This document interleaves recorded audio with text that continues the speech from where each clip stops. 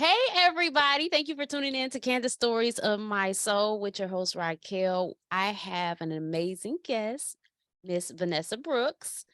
So we're going to get into stuff. First of all, we're going to talk about what services she offers, and we're going to talk about her journey, but we're going to get into manifestation, shadow work, and more. So stay with us. Right now is a good time to press like and share, and we'll be back with the goodies. Much love and peace to all watching and or listening to Candid Stories of My Soul podcast with myself as the host, Racquel Shelby. From the moment we take our first breath and every experience that follows builds us up and creates the individuals we are today. In life, we will experience both the good and the bad because in order for balance to exist, both must coexist. There cannot be good without bad, nor can there be chaos without peace. We are souls experiencing humanity.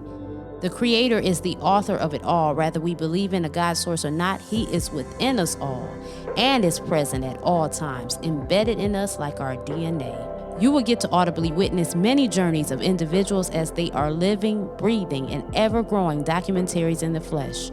Many will attest to how the Creator was there, and many of these accounts will be mind-blowing. Please share with your family and friends and enjoy the message we have for you today.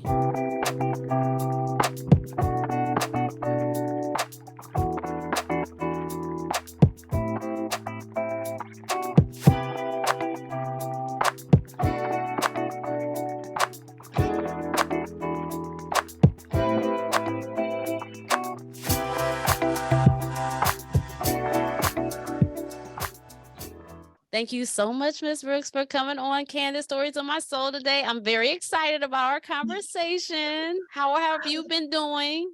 Listen, I'm doing really good. I love the title of your podcast, Candid Story of My Soul, because that's me, child. I got a story all in my soul. And candid is exactly what I am. So this is perfect. Yeah, me too. That's why I named it that, because it's nothing better to just come right out with it. And this is a safe space, it's no expectations or requirements. This is, we're all spiritual, living a human experience. So nothing is bad here. Nothing. I love it. I love it. So tell me about who you are as today, because like you said, we are always changing and evolving. Okay. Yes. So today I'm Vanessa, the evolving woman who, as you probably know, I think we've talked before, so religion / spirituality has been the framework of my entire existence. It's all I really know, right? So my story is one of evolution from small town country church girl raised in the woods in a rural county in North Carolina by a powerful, powerful woman who introduced me to God, what she knew as God. And I'm so grateful for that, right? And from that journey, from that introduction to God, I have evolved into a woman who has experienced this presence, this divine presence in my life in so many different ways, from being a minister to a pastor to now being a spiritual counselor. It's just my spiritual life has run the gamut of all of that. And today, I think the best way to describe me is a person who is all inclusive of my entire experience. And the reason I say that is because, we change, or at least I think we should change on this journey. And I think when I first left religion, because I was a pastor, y'all, and when I first left that assignment, because I didn't really know what to do next. And there's not a lot of spiritual communities to help us on that journey, which is why I created Life After Church / the Enlightenment House. We'll talk about that later. But I was kind of all over the place. And I think the initial thing was because I was listening to the wrong people. Okay. And just because people have spiritual in their bio, don't mean they necessarily understand what it is to be spiritual. So I tried to disregard my entire life experience. And that caused a lot of internal warfare. And so today, this is still my introduction, y'all. I'm so long-winded. Today, I've learned how to just include all of that into my experience today. And with that inclusion, I'm able to reach so many more people, as opposed to trying to create more division. You know what I'm saying? I don't want to be the person who says, I left the church and I don't need y'all no more. I don't want to be the person that says, I'm over here in the spiritual community and I don't really need y'all either. I'm learning how to be inclusive of everybody's experience, because everybody's on their own journey. And so I think the last thing we need in this earth is more division and separation. So what I asked the divine, I call God the divine, y'all, or source. It's all the same. It's just a word. But what I asked the divine to do in my life was teach me how to be inclusive, because we're all on this earth sharing space together here, which means all of us are an aspect of the divine, or God, or whatever people want to call it. All of us represent some aspect of God. So that means what? We're all right in some regard. Yes. Because God, the divine, is expressing itself through all of us. So I just want to be able to include all of my journey in my life experience. Okay, that's the end of my introduction. Oh, let me tell you a little bit about my business. I am a grad student also, for those that might want to know.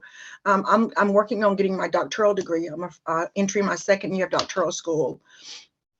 I'm studying leadership, mental health, and religion, right? And hoping to bring some of that research to even help religious leaders. I do own a consulting and training business where I teach spiritual entrepreneurs how to set up their businesses, but I also do spiritual counseling, provide spiritual counseling services. I do have an online community that we started. It's called Life After Church / The Enlightenment House. It's a Patreon community. We've got about 100 people in there right now. We're just helping them on their spiritual journeys. So that's what I do professionally. A little bit of everything, but that's what I do professionally. And I do a lot of these podcasts on the side too. And I'm glad you're here with me. So I have a question. So when it comes to like people wanting to give spiritual counseling or advice, do you believe or feel or think that is something you have to be called to do, or do you think anybody can do it as long as it's from their lens? Like, how does that work, and how would one know if they should be doing this? So for me, I have a master's degree in pastoral counseling. So I'm just going to put that out there too. So my services are their integration of spirituality and then the professional modalities of counseling. I do think there needs to be some kind of calling. And I'm going to tell you why I say that, because I think I'm going to get in trouble. No, you're not. Not with you, but see, I think a lot of people come into the spiritual space based on what I've observed since I've been in this community. And there's kind of this mindset that because I'm in the spiritual community that I have a right to now lead other people. And because I've been studying leadership all my life, leadership is all I've ever studied. Leadership is a characteristic trait that needs to be cultivated in people. So you're not necessarily qualified to lead, and you're not necessarily qualified to counsel people until you go through some kind of process of your own. That's just what I believe. Okay. So I think the calling is, yes, there's this internal voice, this internal feeling that I'm supposed to help people, and I think that's great. And that's part of the work I do in training life coaches, because a lot of people just want to be a life coach and think they don't need to be trained on how to do that. But anytime you're working with somebody else's life and you're working with somebody else's soul, there is a level of professionalism and training I think is required for that kind of work. So yeah, there's a calling to it, but then it doesn't stop at the calling. If you're truly called, you should also be willing to invest in that calling. Okay. Okay. Does that answer your question? Oh, it does. It does. Because, sometimes you might feel that you are supposed to do something, but have you ever got that conflicting thought like, well, maybe I'm not, maybe I'm just putting myself in this position, or maybe this is the ego or whatever, yada, yada, yada. But I guess even if there's some confusion, at the very least, if you do make a step forward, to kind of tie into what you were saying, you would invest in that. And then when you begin to invest in that and see how that looks, then the clarity comes. Know. Exactly. Yeah. That's how the clarity comes. Okay. understand in the spiritual community is that even in the spiritual space, we still have to learn how to recognize that voice, right? Because we do have multiple voices that speak within us. Yes. And we're going to talk about shadow work. And so you have that traumatized voice sometimes that's still speaking. You have that shadow work voice that's speaking, that inner critic. You have the ego. And then in the mix of all of that, you have that still small voice of the presence of the divine that's trying to speak through all that chaos. So I think even if you think you have a calling and you're not sure, before you step out, I think it's best to go and get some type of counseling for yourself and work through all of that, because you need to know for sure. Yes. Because if you ain't sure, that if you don't know that you know that you know, you don't need to be helping nobody else right now. Okay. And you know what? You have just helped somebody today with that answer. Somebody Okay. got that free. Okay. Somebody needed that. So shadow work. I know me personally. I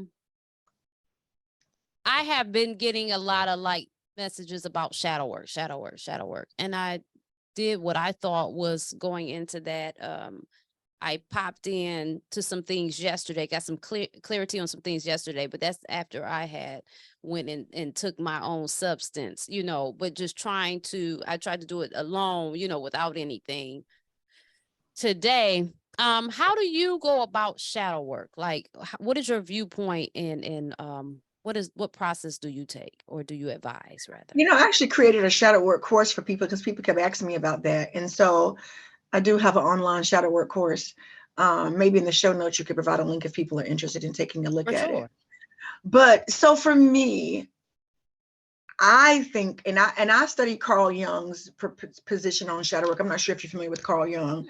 He was a psychiatrist. He's no longer alive, but he was a psychiatrist, psychologist, but he was also into spirituality. So he would bring psychology and spirituality together. That's why I love his work.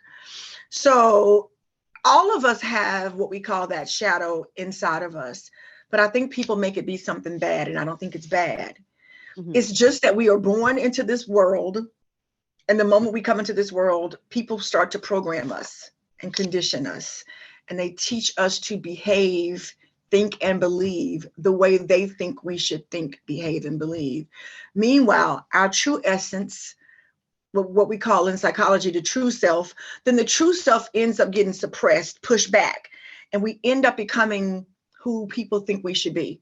Whether that's how our parents raised us, whether that's what the preacher taught us, whether that's what society says. All of us are trying to fit into these little norms because we don't want to feel like we're the oddball, right? Meanwhile, who you truly were supposed to cultivate and develop in your personality, that part of you gets pushed to the back, and that's what we call the shadow. Okay. And so as much as we try to ignore that and ignore that part of our personality, that part of our personality goes into the unconscious mind, right? But it still starts to act out. We end up lashing out. We end up, those are the times that you say stuff and you wish you could take it back. That's your shadow talking. When you have these thoughts that come into your mind and you're like, oh, I know I can't say that out loud. That's your shadow working through you.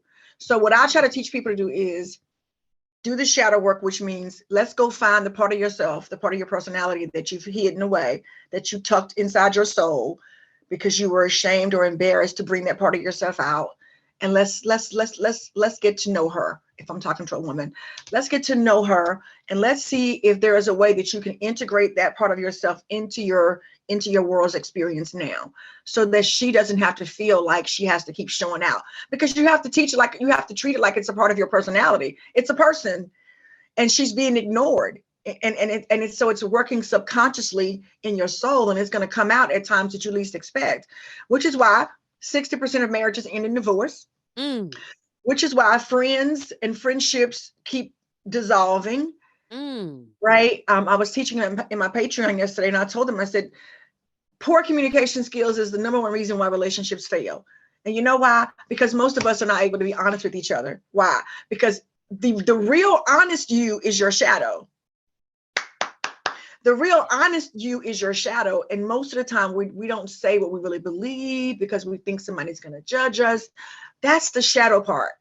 So doing shadow work is getting a person to get to know the part of yourself that you've ignored, and try to find ways to incorporate that part of your personality into your real life experience so that you can really be authentic. Now, that's how I view shadow work. I think It's that's an painful. excellent breakdown. Okay. I think this, I really do. And with that, I want to ask this. So, you know, a lot of the PC culture too, I think, is anti-shadow. Like, Mhm. you know what I'm saying? It's always shutting your shadow up or dimming you down. I've noticed a lot of things have been Wait, popping what's up. PC? What's PC culture? Sometimes I'm a little slow. No, you all right. Politically correct. Correct. Okay, gotcha. Yes. Yes.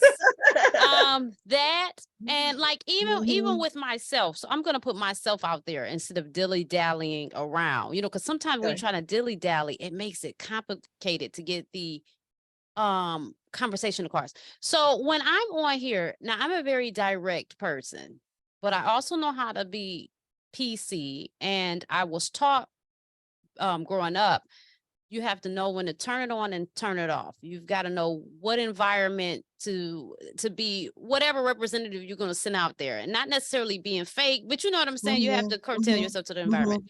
So when I'm Mhm. on here and I'm speaking constantly in my background, I feel like certain messages are hindered because I'm trying to protect certain people or their feelings or what they're going to think. And especially like me being married, right? There are some things that I might want to speak on that I don't speak on because I don't want it to get back to, your spouse they might receive something in a way. It's not an attack, but they might receive it that way. Or you might tell something about yourself that has nothing to do with them, but they still feel attacked because it's like, well, how does that make me look? How? And I know you are a married woman as I well. am. I sure am. So now, see, we getting deep right now, right? Let's go deep. And see, that's actually an example of a shadow. That's a part of your shadow.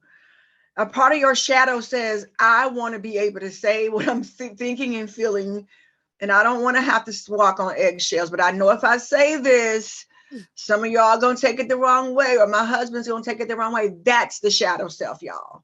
And that's so. Thank you for giving us a real time example of what we mean when we talk about the shadow. And so we've been culturally conditioned to be PC, haven't we? Yes. And that's what Carl Jung talks about. It's actually called the persona. What you just described is what we call the persona, where we're taught, even though they don't really say it this way, but we are taught to put on these masks depending on where we are. So if you're in church, which is my background, you're supposed to act like this, dress like this, talk like this, look like this. When you go to work, you got to dress like this, look like this, act like this. When you're around your older family members, your elders, you got to act like this, dress like this, look like this. So we end up with associate personality disorder. Uh-oh. Uh-oh.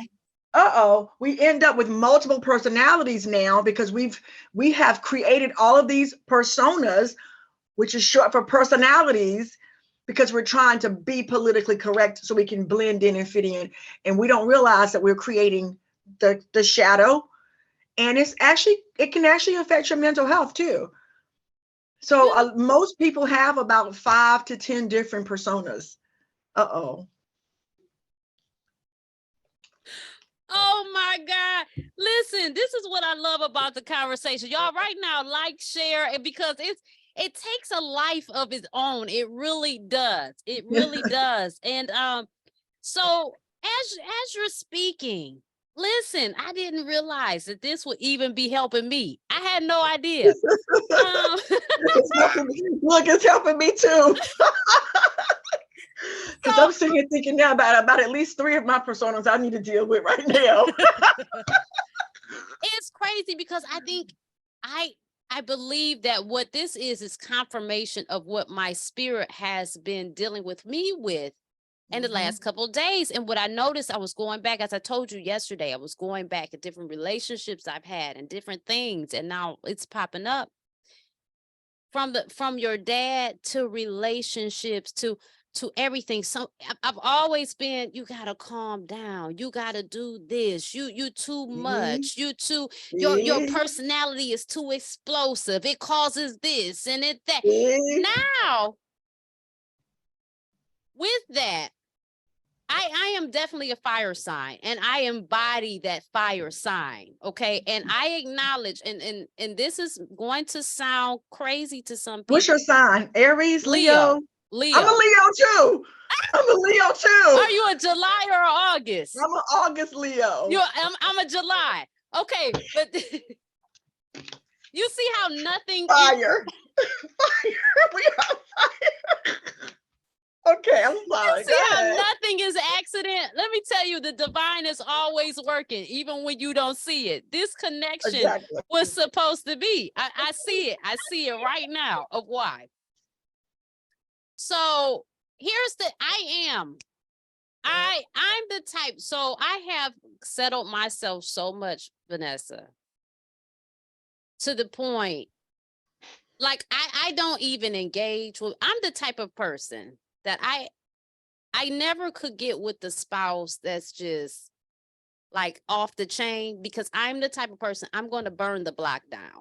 If I get enraged, we're all not literal hell. There is no hell, but we going there.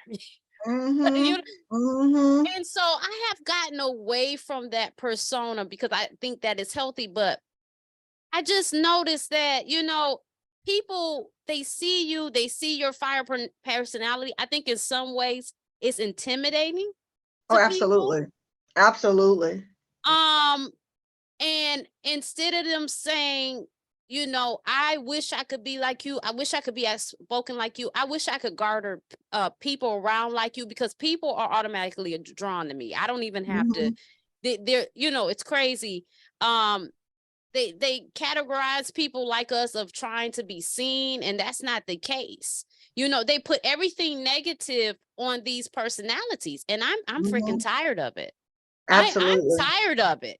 Seriously. Absolutely. It's too much, because I know, especially at my age, I know how to keep myself out of trouble.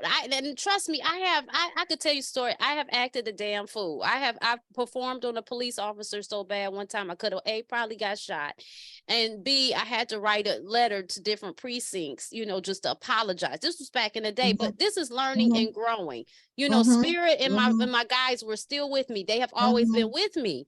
But it's just so annoying that people always want to diminish you, either out of their fears or what could happen or what their insecurities.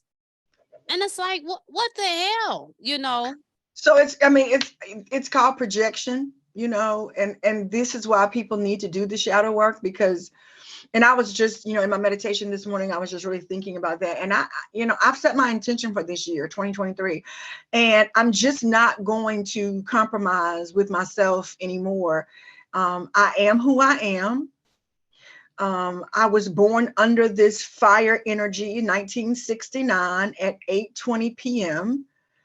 And there's nothing I can do about that, and I'm not willing to adjust.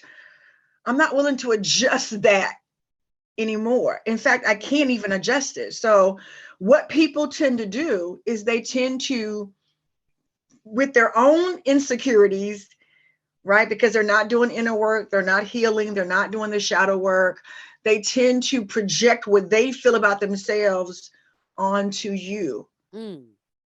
And so then we sometimes, because we know we are that hot fire energy, sometimes you try to diminish it and put the flame out and like, okay, let me let my flame go out. But no, the flame is not going to go out. I'm inviting people to burn brighter with me or just miss me. Because you know why? Because I spend every day of my life doing a lot of inner work, going within myself, pulling out my own bullshit. Oh, well, can we cuss on this broadcast? Of course you can, honey. Yeah. I have to deal with my shadow every day. I have to deal with my BS every day.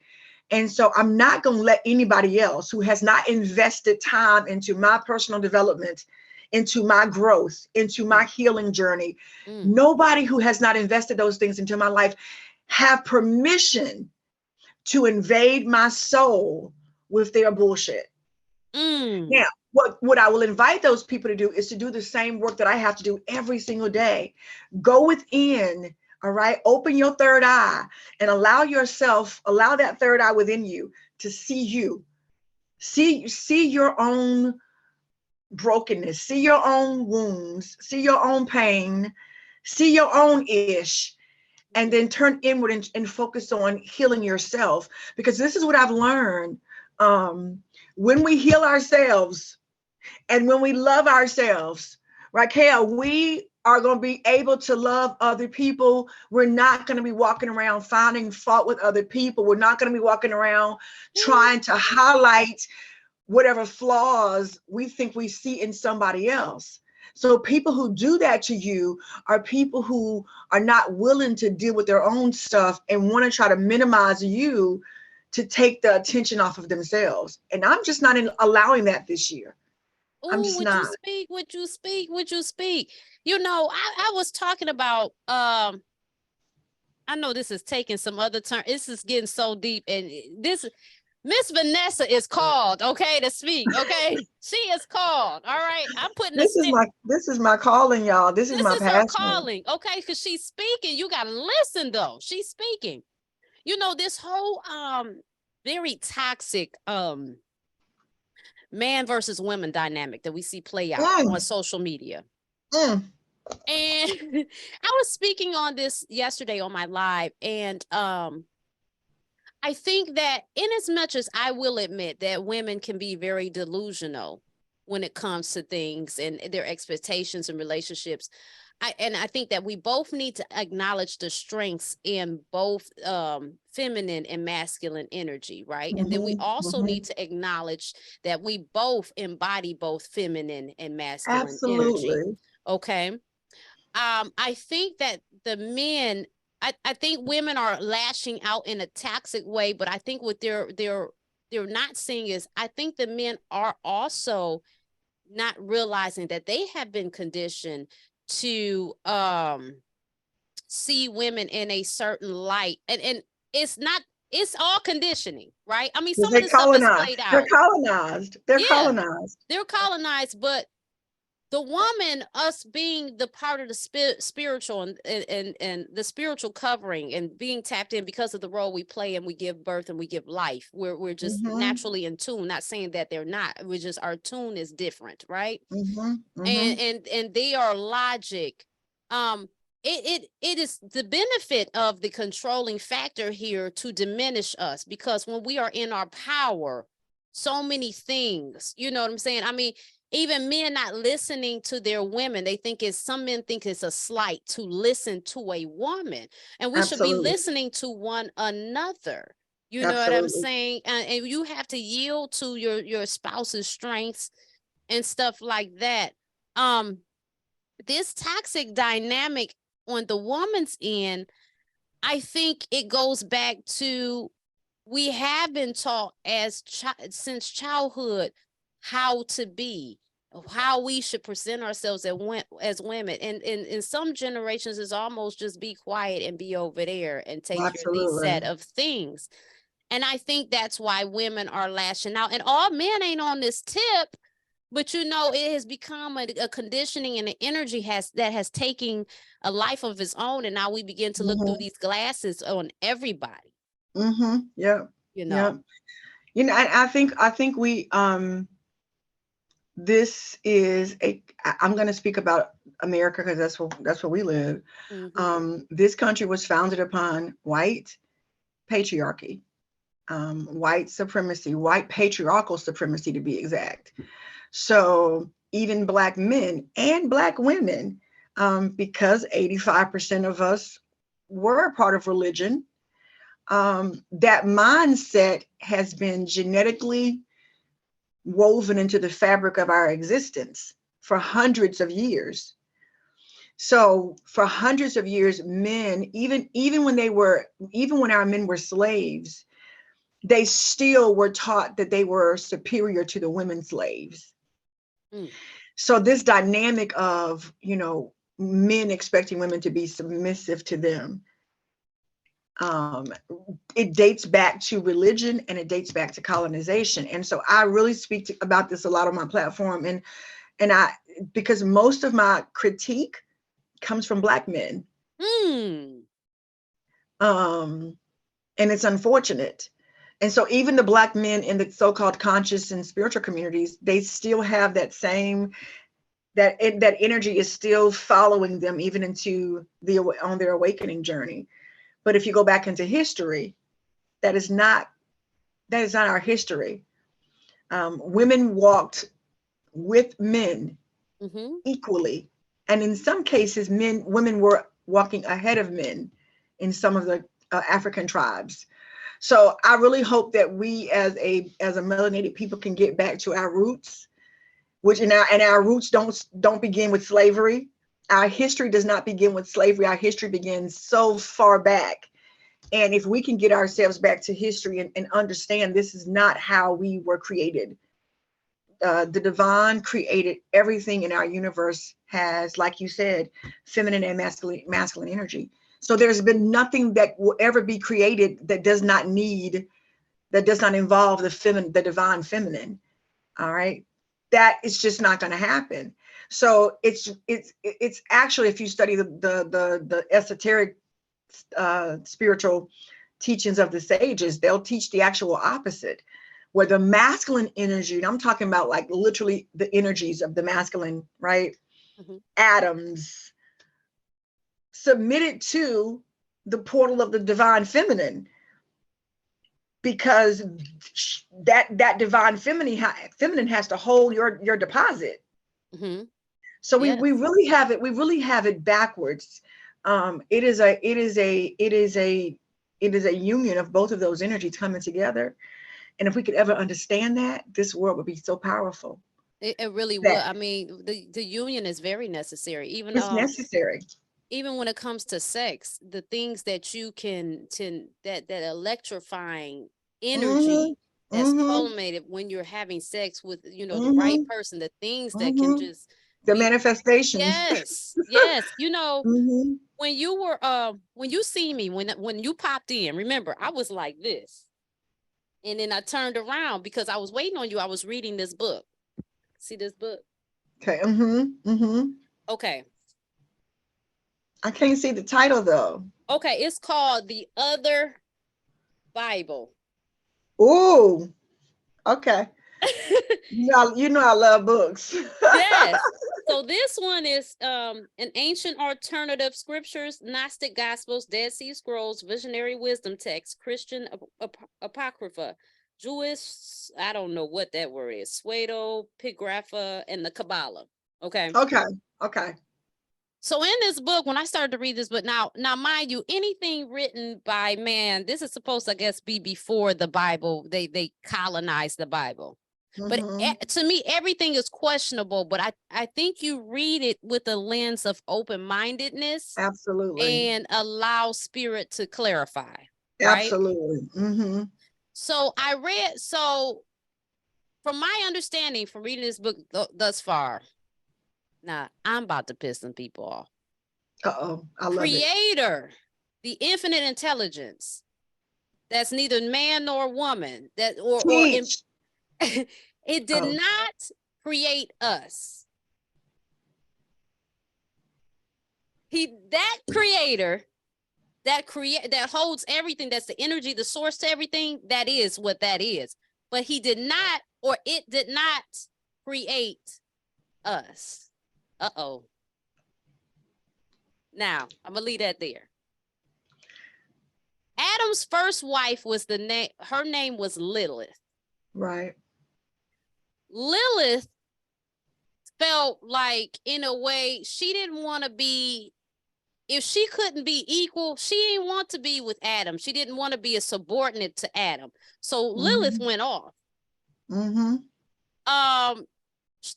What are angels or whoever was instructed to go get Lilith, and she did not want to come back. So her thing was, okay, we're going to kill off so many of your demons. I don't know if it was 10 or 100. Y'all have to read out, and I don't have time to go back to find the page to clarify. Until you do what we want you to do. She said she still wasn't budging because I'm not subordinate. Right. So this has been going on since for a very long time. For a very long time. This book is deep. This book is deep. Okay. It's deep. But it also goes to show you in reading this that we are still creator within ourselves. Absolutely. Just like there was branches off of creator that was creating different worlds and different things, we are creating as well. We have the ability to create as well. We really have to come back to find who we are. Who we are, exactly.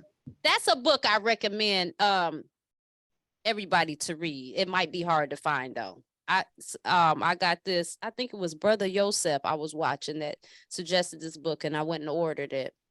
These are type of books they be trying to suppress.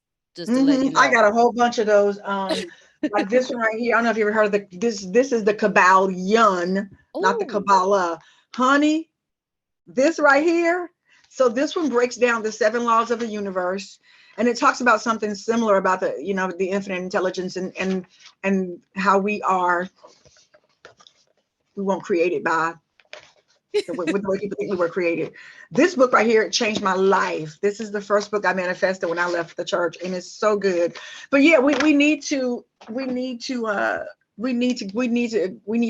go be further back, because we want to just start reading stuff from 400 years ago and think that's where life began, or 2,000 years ago. That it didn't even begin 2,000 years ago. You got to go further back, and there is information out there. Like you said, a lot of it is suppressed, but this is what I found out, is that this is why I love manifestation, because when you are operating in a certain vortex mentally, you will attract even the suppressed knowledge into your life. Come on with it. Come on with it. You will attract whatever it is that has been held back from you, that has been kept from you. Nothing is hidden from us if we want it. I'm trying to help somebody. Sha-na-na. I'm gonna repeat that. Nothing is hidden from us if we want it. All right. And so if you learn how to use, and this is why I love the Kabbalion, because it talks about the law of mentalism, all is mind. And so if you learn how to use your mind, all right, to connect to the ether or to the quantum realm, right, you can start mentally attracting things to you that these systems have kept from us. And you can start to expand your consciousness. And that's why people think folks like us is crazy, because if all you've read is the Bible, or all you've read is the books from school, the history books from school, you're going to think people like us are crazy, because I used to be like that too. But I'm telling y'all, there is a wealth of knowledge that the elites and the systems do not want us to get access to, because if we do, we learn how to tap back into our own divine power that's always been there. It was just lying dormant within us. Yes. And so I do encourage people to not be afraid to want more, to seek for more, for a level of truth that you have not tapped into yet. Because there is a level and a depth of truth that if you tap into it, it will absolutely change your life from the inside out. But I digress. Very much.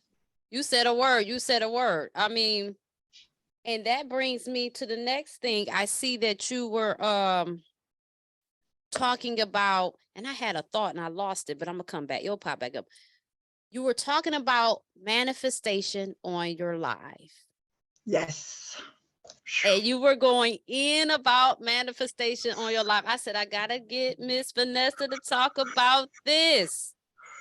Can you please clarify with your viewpoint about manifestation? So I teach a 21-day manifestation course because, and I got to talk about my history in the church for just a minute to make this point. And when I talk about church, y'all, I'm not trying to slam the church. I have to tell y'all, this is just my story, my journey. As a lifetime Christian, manifestation, first of all, was just off limits to us. We always thought that was like demonic talk. So all I knew to do was pray to Jesus and ask Jesus to give me what I needed. Okay. And so when I started to evolve and get on this journey, I started, attracting just kind of elementary books about the law of attraction. And I was like, what is this? I'm so ashamed because I had never heard of the law of attraction before until I left the church, or until right before I left the church. So that's kind of how it started for me. Then I started to attract, I told y'all will attract what you need for your journey. I started to attract these teachings about quantum physics. Now, me and science, we didn't really have a great relationship in school, child. I was like, what the hell? But I fell in love with quantum physics. And this is why I know the divine still works miracles in our lives, y'all. Don't let nobody tell y'all that miracles are not true and real, because they are. Because I did not like science. Spirit taught me how to read these quantum physics books. Okay, I have pure books on quantum physics written by quantum physicists, PhDs in quantum physics. And I was reading these books and I was like, oh, shit. Nobody don't know this in the church. Don't nobody know this in the church. And then my next thought was, a lot of us in the African American or melanated or Black community, whatever you want to call us, I don't really hear this taught in our communities a whole lot either, right? So there is a law to manifesting, y'all. And what we've been given is, in my opinion, is the basics of manifestation. Write down your affirmations, write down what you want, think positive. Well, that's great, but that doesn't work consistently. A lot has to happen for us to be able to start manifesting consistently, and we can. The first thing is we have to reprogram our minds, right? We have to reprogram our brain. Okay, because like I said before, our brain has been hardwired to function in a very low vibrational state because we've been taught to not think highly of ourselves by a lot of different people, right? So the first step is we have to rewire the neurons and the pathways in our brain. And then with that comes examining your thoughts and your beliefs, your mindset, right? We have to do energy work. So that's the other part of it, is we have to recalibrate energetically our thoughts, our beliefs, our mindset has to be aligned at a very high vibrational frequency. We have to adjust our consciousness concerning wealth and abundance, because a lot of us walk around talking about what we can't afford, and that's too high, and I can't afford that right now, and I don't have that kind of money. So we have to rewire our whole consciousness and adapt a wealth consciousness, right? Then we have to learn the quantum field. What's the quantum field? Well, I'm gonna get in trouble. In church, we called it heaven.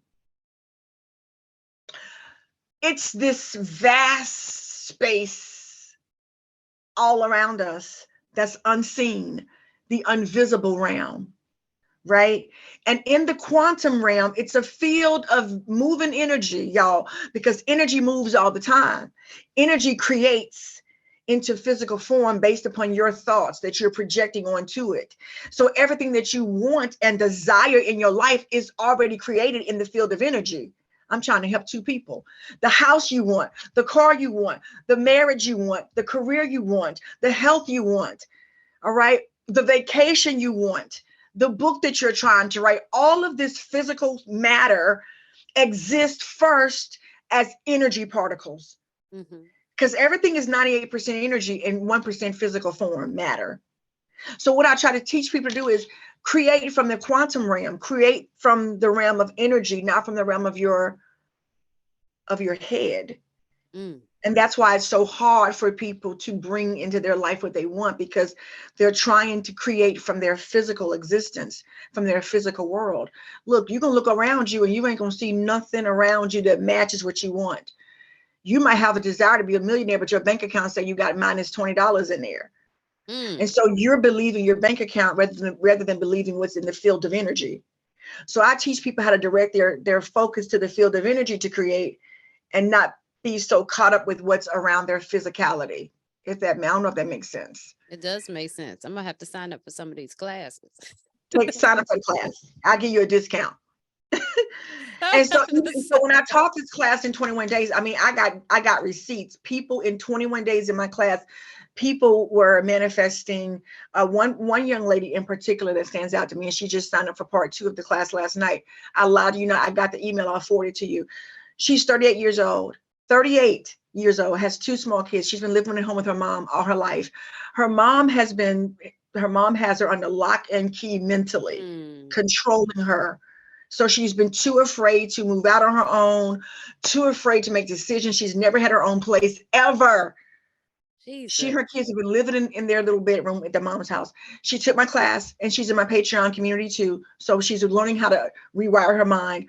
She leased her first apartment in my 21-day class, right? For the first time in her life. And then 7 days later, she had the opportunity to actually purchase the condo. So now she's buying her first home. Would you come on with your testimonies? I'm telling so I got the written testimony. I got so many of those testimonies. People started their businesses after taking my class. Why? Because we have to reprogram our minds for high level functioning. And most of us have not had that opportunity because we've been beat down mentally all our life by the people around us. By the people around us. So the people around us have influenced us and made us think that life is hard. How many times have we heard that all our life? Life is hard. It's too difficult. You can't do it. It's not possible. Only the white man can do it. Only the rich people can do that. And so we have conditioned ourselves for failure. We have a failure consciousness. I'm trying to help my people have a success consciousness. Now you're getting me excited. Let me calm down. I love it. I love it. That's that preacher in me coming out. I love it. I love it because, I just recently, it was funny. I was getting some dreams before it happened. I was getting some nudges, and I ended up getting laid off from my job. Now, mind you, I was working for a city government. Supposedly, they are going broke. So they had to do some layoffs. Now, the people they laid off, it seems that they probably wanted to lay off anyway. My position, the background doesn't really matter of why, because my position, I do public relations. So it's not an essential position because they was operating for years without it. I literally did 6 months at this job. And so I was like, with other reasons I was seeing I need to be unattached from certain things. I'm like, this is definitely a reason why my position has come to a halt. My last day was December 29th. I am not employed at this moment. And I do know I'm supposed to take this mantle further with what I'm doing and stuff like that, but I know it's got to be more to it. So yeah, I'm definitely going to take your class. Like I know this show is supposed to grow. This is supposed to be a big thing. By the time you finish the class, you will have clarity and you will be ready to take your first action. Because listen, this is why I have my life coaching business, right? Because I want service-based providers, because you're providing a service. Like spirituality right now, because of the state of our world and our globe and everything that's happening around us, not just in America, but all around us. This is our time, and this for the spiritual entrepreneurs to arise.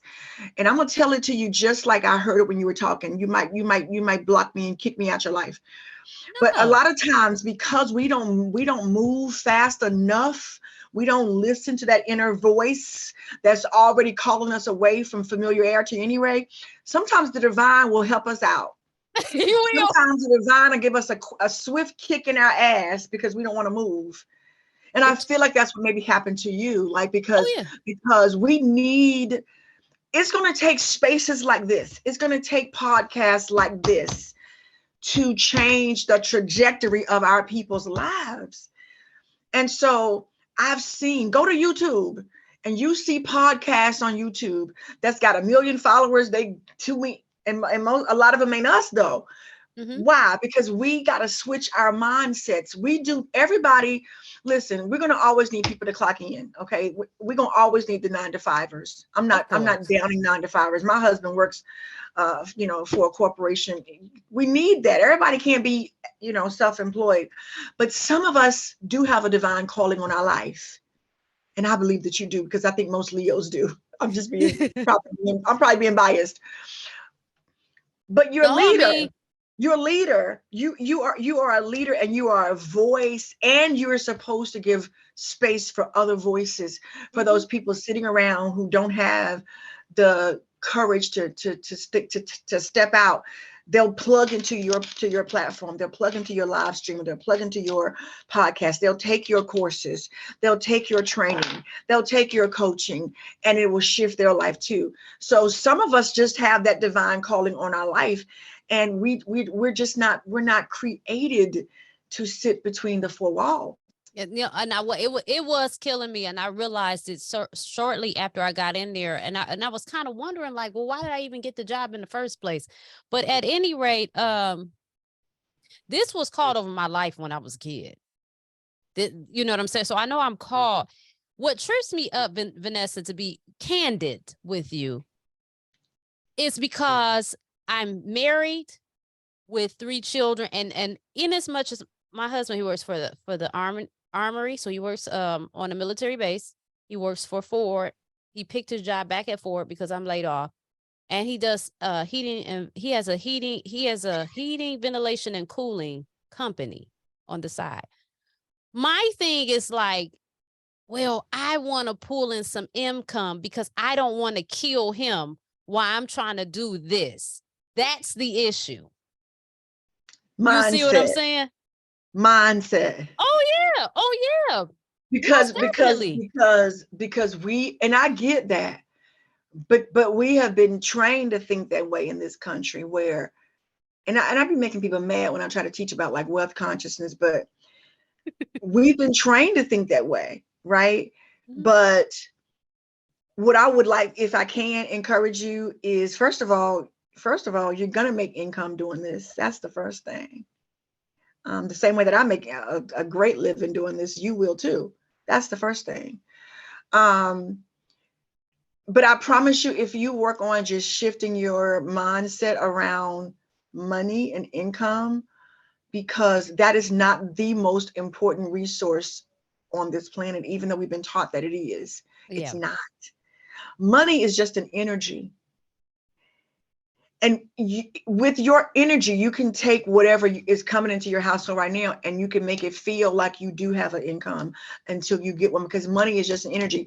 You tell money what to do, not the other way around. The Mm, money that we're using as currency is just paper. It doesn't have any power. right. You have that power. So you're the one that tells money what you needed to do in your family. Y'all will catch that next week. Ah, I love this Y'all will woman. catch that. So we Y'all have to better have a sign up for these relationship. classes. Right. See, and when I learned how to have a relationship with money, instead of acting like money was, like I was, like money owed me something, or like acting desperate for it. Mhm. Money is an energy. It's a consciousness. It can hear us. It picks up on our vibe. It picks up on our consciousness. And so when we treat money like we treat our man, you know what I'm saying? Money changes its form for us. And I'm telling you what I know, because this is what I had to do. So I promise you, when you start from now on, when you look at your budget and you look at what's coming into your household, and you love on the income, you love on the money that's coming in, you love on that energy, you project an energy of love onto your household income. Watch and see how things begin to stretch. You're going to start getting epiphanies. You're going to start getting synchronicities. That's the word, not epiphanies. Well, epiphanies too, but you're going to start getting synchronizations, because you'll see things like, well, damn, the light bill is like $100 cheaper this month. What's going on? Mm, You'll go to the grocery store, and all of a sudden, like, they got a major sale and you save $60. You'll go, you'll start seeing all kind of things. You'll get a letter from the bank or from the mortgage company, whatever. We want to offer you this reduction in your mortgage. Do you know when I left my job in 2012, this is not a lie, I will give you the paperwork if I need to. And I said to myself, what the hell are we going to do now? Because we had a two family income, right? A two-person income. I left my job 2012. I was a supervisor at a social service agency. I was called to do this work, and I was like, I got to go. Talk to my husband about it. And I got home that first day after I left, and I said, what the hell have I done? I sat still for a few minutes, and Source just said, call your mortgage company. I was like, what? Call my mortgage company. I called a mortgage company. Long story short, we were eligible for this reduced mortgage because I didn't have income anymore. Do you know that my mortgage was slashed? It went from $1,400 a month to $700 a month. And to this day, 2023, I'm getting ready to pay it tomorrow. Okay. It's still $714 a month. I'm not lying to you. And mine And ain't too much more than that. Huh? Mine isn't too much more than that. Mine went down before I lost my job. And so you're going to get more of that. That's what I'm trying to get you to understand. You're going to attract more of, you're going to manifest more of that into your life when you have that tantric sex with your partner and y'all set y'all intention together that this is what we need to manifest in our house. You're going to see more of that. And so what's going to happen is by the end of this year, you're going to see a huge reduction in your expenses. And it's going to look like you bought income to the house while you're building up this brand. Does that make sense? It does, because this needs to be done. This needs to be done because even just with this, y'all, please like, comment, share. Please sign up for. There's going to be links. I even have them in the previous interview that we have done. Me and Miss Vanessa. Sign up for her classes because this woman knows what she's talking about. I'm telling you, I wouldn't tell you if I didn't know.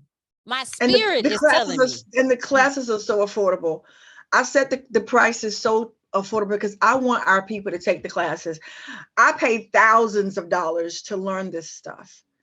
I have invested $5,000, $10,000, $15,000, $20,000 in life coaching from people just to learn because I want to know what they know. And so I do have higher price programs that I have for my clients, but for my students, I try to price it in a way that anybody can afford it, even people making minimum wage. If you're willing to just invest the money, the time, and the energy. Now, I don't have no magic wand when you come to the class. I ain't got no magic wand. I don't do no hocus pocus, abracadabra kind of stuff. But what I try to tell people is if you come with your energy, if you come with a yes in your spirit, I promise you, I'm going to teach you how to manifest consistently in your life. And when you walk away from my class, you're going to have the strategies to how to do it for the rest of your life. That's wonderful. That's wonderful. So with that, let's talk about the moment that you had with the divine. A moment, it could be moments, whatever you want to disclose, that has left an impression for you, like you will never forget. That is a great question. Do you know that actually happened right before I went to the church? So y'all, this is why nobody will ever tell me that the supernatural divine realm is not real. I just messed up when I became a part of religion. So when I was a young woman in my early 20s, I got introduced at a very early age to drinking. I have a lot of alcoholism in my family. My father, my uncles, they all were alcoholics. And so many of us, my siblings, we all, my cousins, we all were just heavy drinkers. And so I was introduced to drinking at a very early age.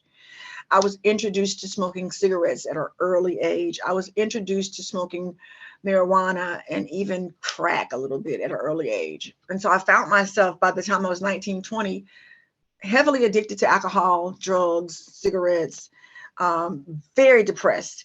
And in those days, I grew up in the South. So in those days, nobody talked about depression, mental health. You didn't go to a therapist. I didn't know that existed. So I battled a lot of depression, a lot of anxiety, suicide ideations, addictions, perversion with men, as a young teenager with old men all over my body, with their hands all over my body, because I had daddy issues. And so when I had my son, I remember he was about 2, 3 months old. And at that point I was married to someone that I really shouldn't have been married to, but no disrespect to him because he's a nice man. We're cool. But Okay. I remember one night just being in a very dark place. I don't know if y'all can relate, but I was in a dark place mentally. I mean, to the point that I really could have ended my life that night and I wouldn't have cared. And I looked at my 2-month-old son and I was like, he needs me, but I just don't know if I can do this anymore. And it was in that moment I was sitting in my bedroom on the floor crying, just in a fetal position. And I felt this presence come over me, this presence that I really can't describe to nobody. But I just felt like I was safe, like I was loved by this presence, like I was okay. Mm. And at that point, I started reading the Bible. And the Bible's okay. It's just religion is what's effed up. Mm-hmm.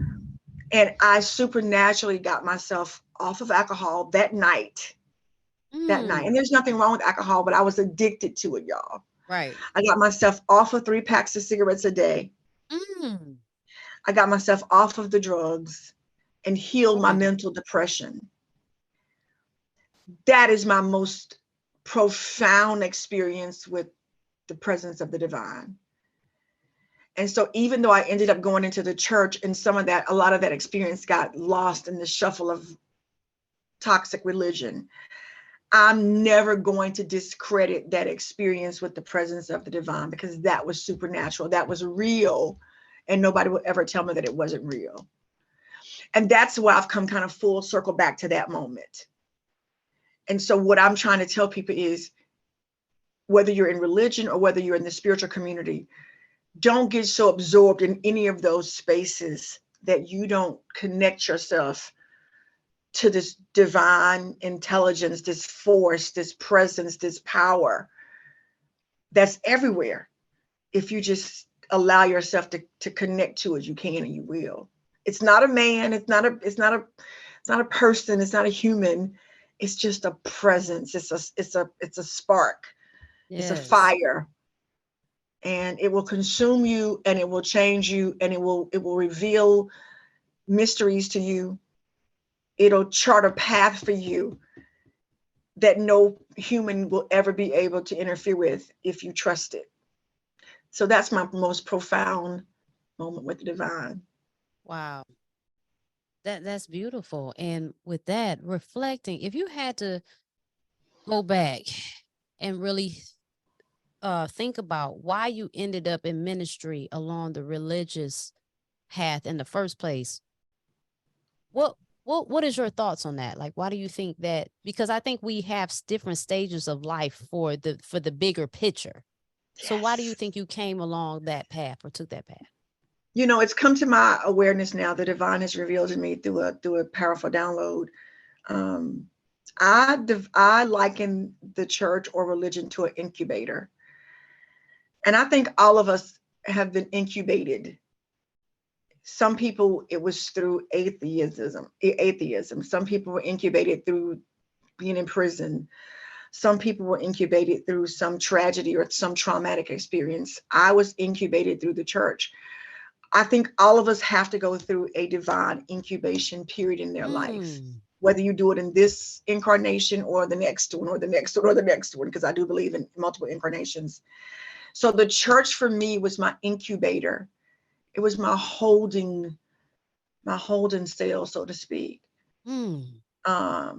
It's what I needed to help me come out of the womb.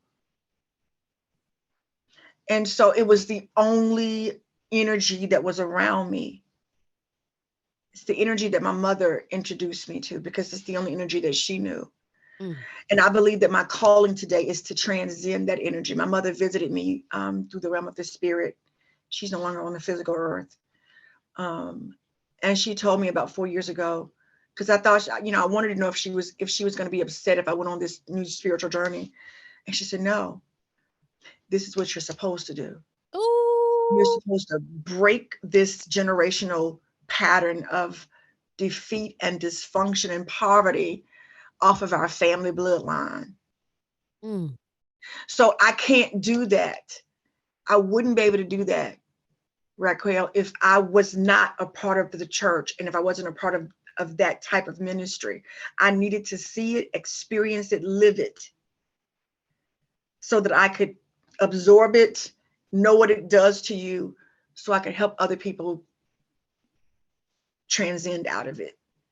So I'm no longer angry about that experience. In fact, there are people who still call me pastor, and I'm fine with that because I still see what I'm doing now as ministry. It's still a ministry. It It's is. still a ministry. It's still a Mhm. ministry. I still see that I'm pastoring people. But the difference is I'm teaching, I'm guiding people how to get back to the power of themselves. That spark of God or that spark of the divine that's within every single human being. We just don't all know it yet. Yeah. Yeah. You can't speak and minister and reach people if you haven't sat in these seats. If you've never been through nothing, never experienced nothing, you have no ministry. So you have Absolutely. to walk, many of us is coming forth and speaking. You have to walk through different scenarios and stuff to be able to have a voice in it, you Mm, know. mm, mm, mm. Um so that leads me to another question. Lord, this is one good interview, Vanessa. We're having a good time. How are you in your family? Like, does everybody, do you have like a close knit family? Or are you the one that's different? Like, oh, she over there type thing. I'm over there. Okay. Okay. But I've always I love so my siblings and I, we love each other. I love them. It's 8 of us. Well, we lost our brother last year. So it's 7 of us now. We love each other. Don't get me wrong. Like if my family needs me, I'm coming. Mm-hmm. Ain't nobody finna touch my siblings because you're gonna get hurt. I love Mm-hmm. my family. But I've known since I was a little girl, since a little girl, since I was 2 or 3 years old, I've known that I'm different. Mm. I've always felt different around my siblings. And internally, it's a struggle to be around them. And I'm gonna tell you why, because they're not on they're not on my resonance.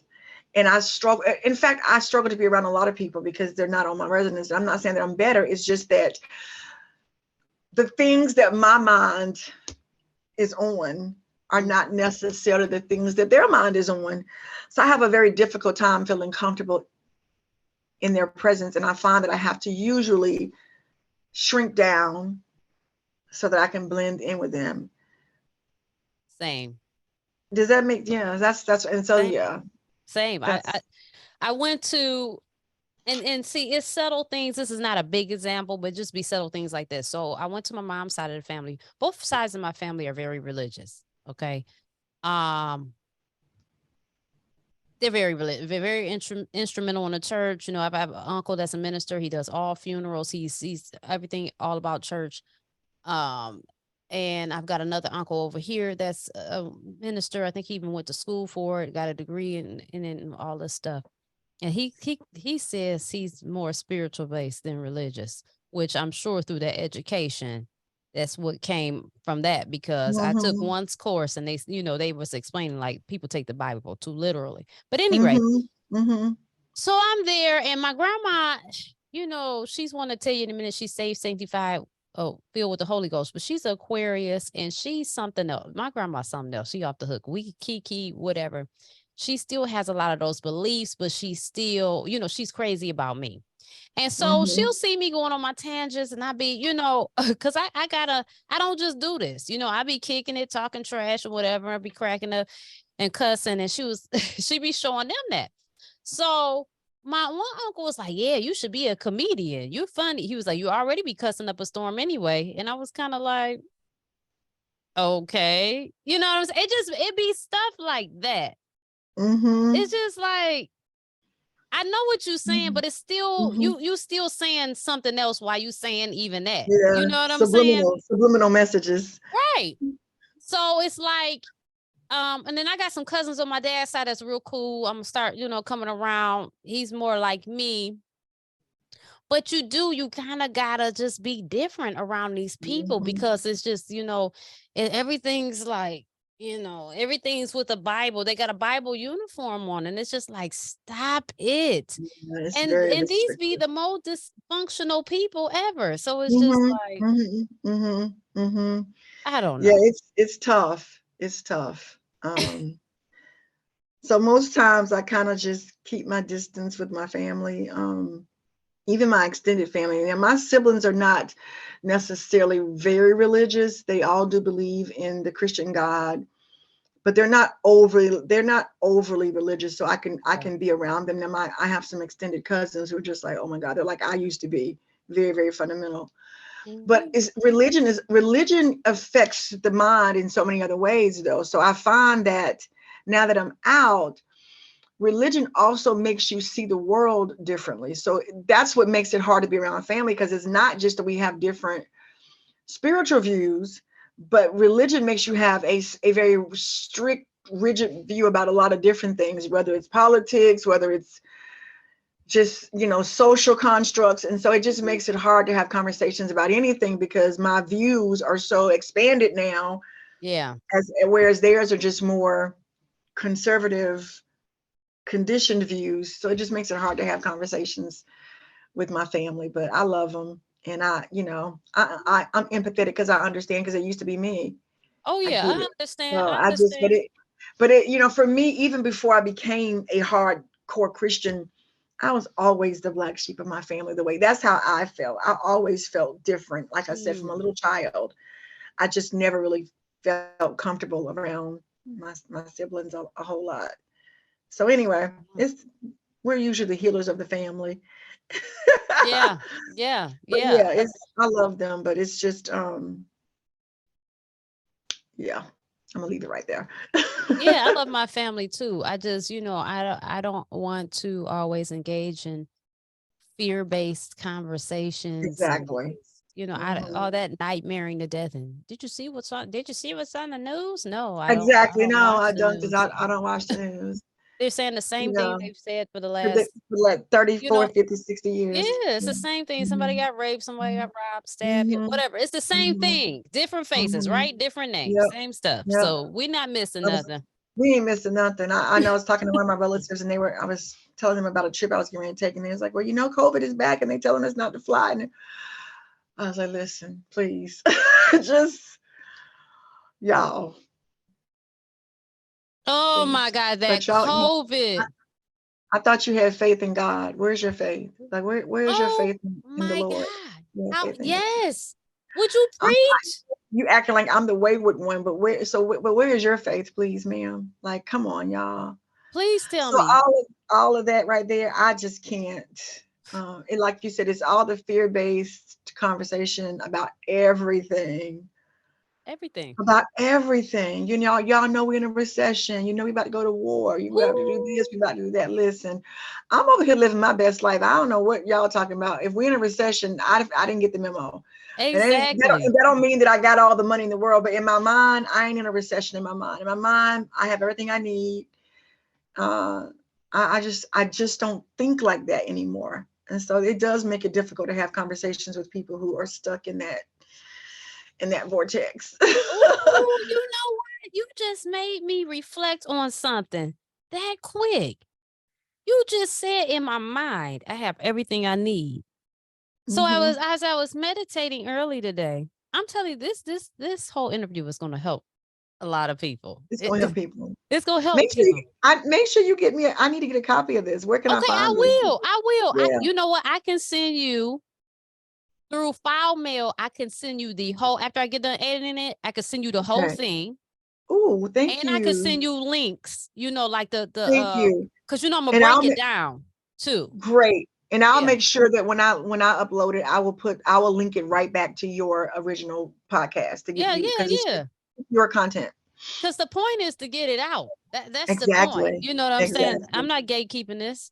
Um, Exactly. so in my dream last Hmm. night or whenever it Hmm. occurred, Hmm. I went back to an apartment that I had. Now, consciously, it was an apartment I had. It didn't look like the apartment I stayed in. It looked different. It was bigger. And I kept walking through this apartment, realizing I had 5 refrigerators and they Okay. were all full. And as you was talking about everything you need, I'm thinking, yeah, I have everything I need to, because I'm always buying 2 and 3 and 4 stuff, backups. As my kid, you got all these backups, Mom. We didn't even need this. It's so bad. I had a girlfriend stay with me for years. She moved in. She got married to somebody. Now she's got to have 10 bleaches, 10, just ridiculous, right? But I'm wondering if that 5 refrigerator situation was a message. And was the message that I like to hold on to too much because of fear? Is that the message, or is the message you have abundance? There's nothing to worry about. I could take both of them. Actually, I could take it both ways. Yep. But it took me, and it could have been both. It could have been a dual message, because it took me back to an apartment that has expanded. It wasn't the apartment I knew. So it's showing me, my God, your life is expanding. Things are expanding. You have everything that you need. Yes. Abundance. Abundance. Abundance. When I I tell love you I was that. open the refrigerator, I said, why the hell do I have 5? Vanessa, I have 5 refrigerators. They was full of stuff. One had full of vegetables, one just full of stuff. And I just only remember the vegetable part. I don't remember what was in the other stuff.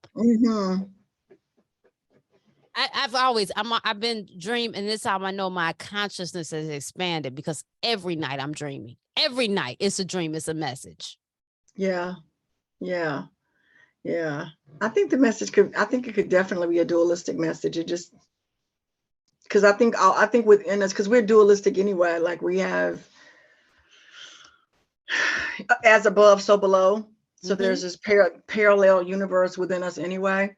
So there could be aspects of you that might be dealing with a lack mentality or a lack consciousness, but there could be other aspects of you that have that expanded wealth, abundant consciousness. So it could be both. It could be very dualistic, because I think we are dualistic anyway, as within, so without. You know what I mean? So I think the message could go in the way. It's a powerful message either way. What I love though, and I gotta go because I do have a client in a little bit. Okay. What I do love about that dream though, but can I say this before we go? Yes. What I do love about that dream though is that, oh my God, I gotta go because I'm gonna start preaching. I can't keep preaching. What if the 5 refrigerators had all been empty? Ooh. My God. But the fact that all 5 refrigerators were full should speak volumes to your soul about this state of abundance that your subconscious is already moving in. Ooh, speak. Like there'll be no lack in your life. There'll always be more than enough. There'll always be an overflow. You know what I'm saying? I know what you're saying. I feel it. It leads me to believe that it's more of a wealth consciousness dream than a lack consciousness dream, because a lack consciousness dream would have probably been you trying to stockpile with all these refrigerators, but nothing in them. That's lack.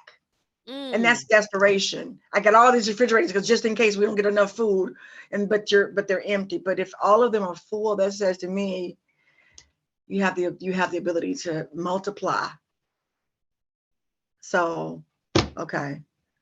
Thank you for coming. Thanks everybody for watching. This has blessed me. So I know it's had to bless you. This has blessed me 10 times over.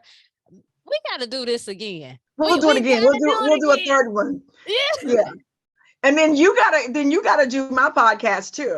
Yes, most definitely. I have to invite you to do my podcast as well. I'm eating off the fruit of the land, honey. So anytime that you are ready, I am ready. Okay?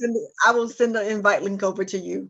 Please. I I'm can, so I can excited. get in, I can get inside your world too. Yes, I appreciate you. You know, even in my email, that's my phone number should be in my signature. When you look Okay. below, it should be Okay. in there. Save that Okay. number.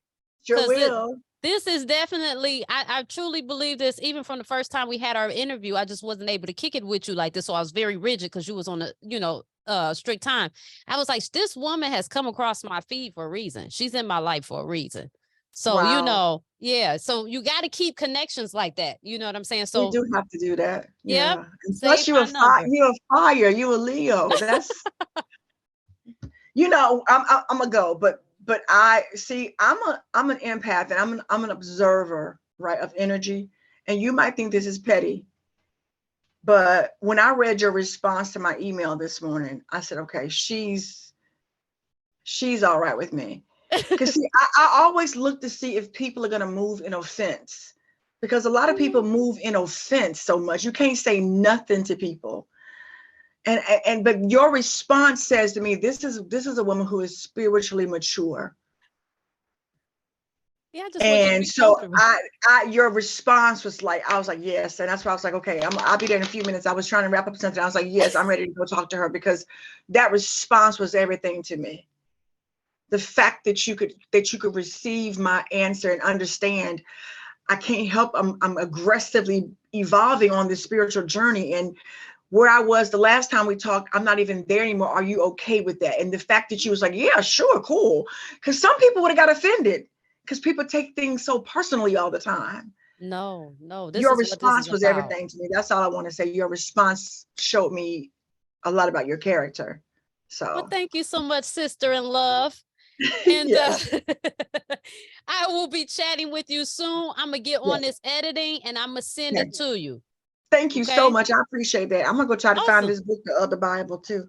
Yes, yes, I got yes. I And got some of those. I got some of those books solo, but I would love to have them all like in one place. So let me see, can I yes, find it? this book All is right, I'm good. done. We talked a lot. We talked too much. Okay, I'm All done. right. Have a good day. You too. Y'all Talk to like, you later. comment, and share. See you Like, later. comment, and share, y'all. And sign up for a class. Sign up And for a sign up for a class. class right now. I want to see you over there. All right. All Peace, right. y'all. Bye-bye.